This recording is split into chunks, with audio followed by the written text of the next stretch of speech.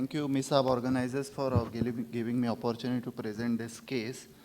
64-year-old female, low back pain with some amount of neck pain, bilateral lower limb pain with heaviness and paresthesias, neurogenic claudication less than 5 minutes, around less than 50 to 100 meters, gait disturbance, weakness in both feet, along with no major fine hand dysfunction or myelopathy signs, medical comorbid conditions like diabetes, hypertension, hypothyroidism, morbid obesity.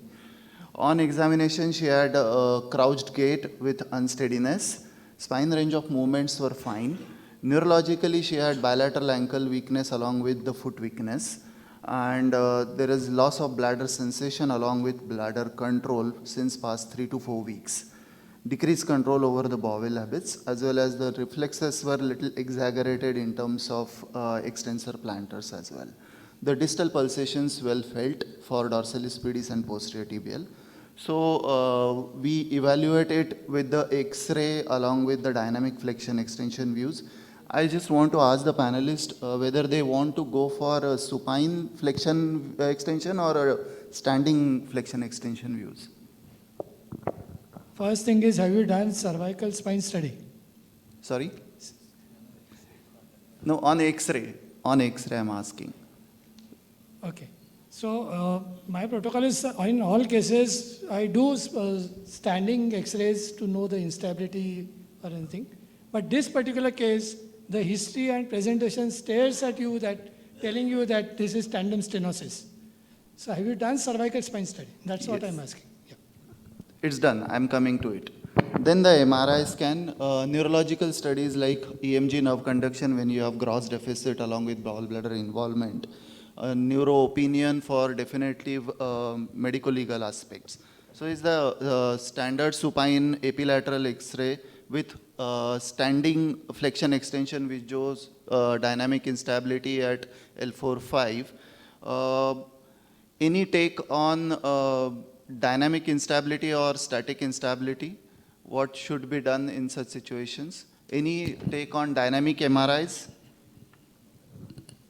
Once X-ray shows that there is a dynamic instability, then why add extra cost to the patient? This is the MRI scan which shows multilevel spinal stenosis, more significant at L4-5, justifies the cauda equina involvement. The sagittal, sorry.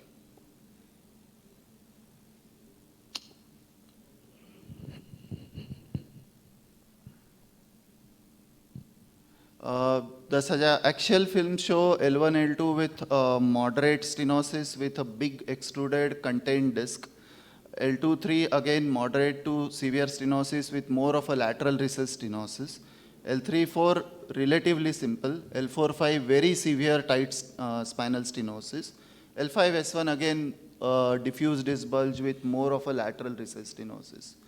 What next? What should be the plan? And as Dr. Gupte was asking for a whole spine screening, it's mandate that every patient you are advising MRI, you have to do whole spine screening. There are a lot of surprises you can get. So what should be the management plan? Conservative, definitely out of option.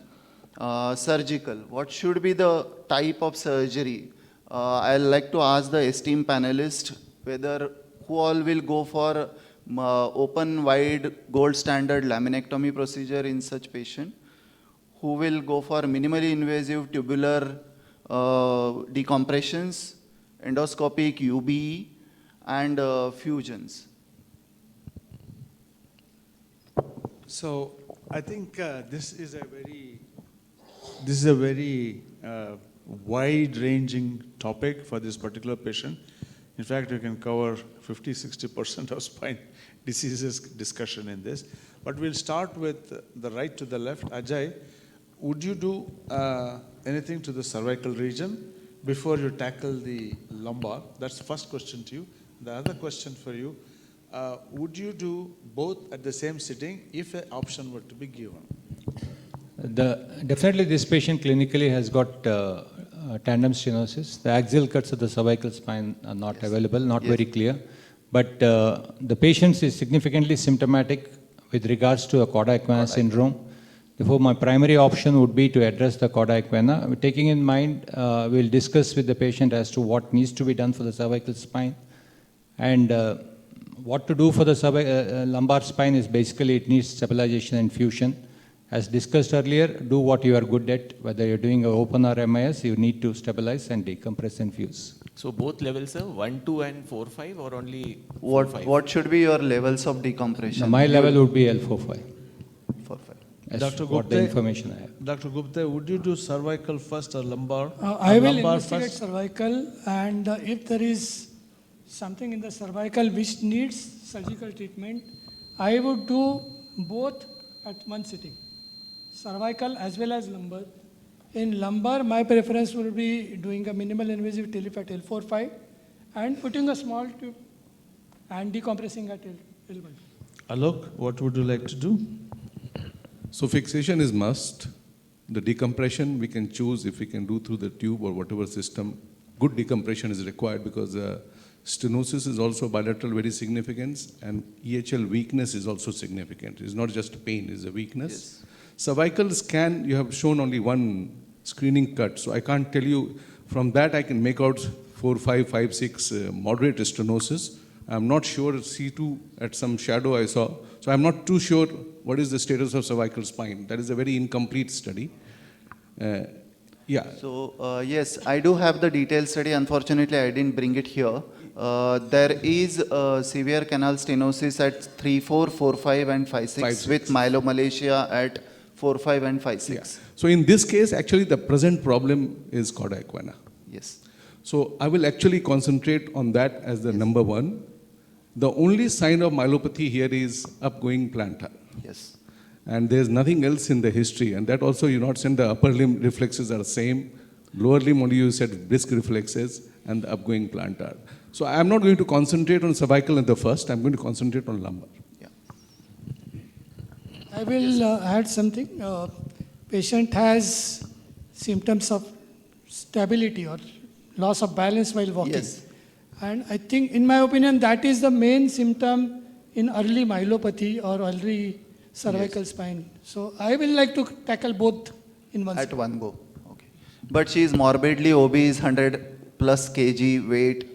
Though she is young, 64 is not very old duck. But still, she has high diabetic, uncontrolled HbA1c 9.5. So you will like to extend both the surgeries together, Raja sir? That will depend on the medical fitness. I will totally depend on my anesthetist friend and physician friends. Okay. Yes, sir. Yeah, so in a tandem stenosis to do both together at the same time is really good if possible, but not in this case, in my opinion. Because your last line had all the typical Indian patients, small, obese, Yes. the hypothyroidism, diabetes mellitus, and you had put 2 more also. So in this patient, I would like to tackle what is giving her a presenting problem, what we call it as presenting problem, which is cauda equina. So as everybody said, it doesn't really matter. Again, I am sorry for the fear of repetition, but it's more important as to what you do than how you do in spine surgery.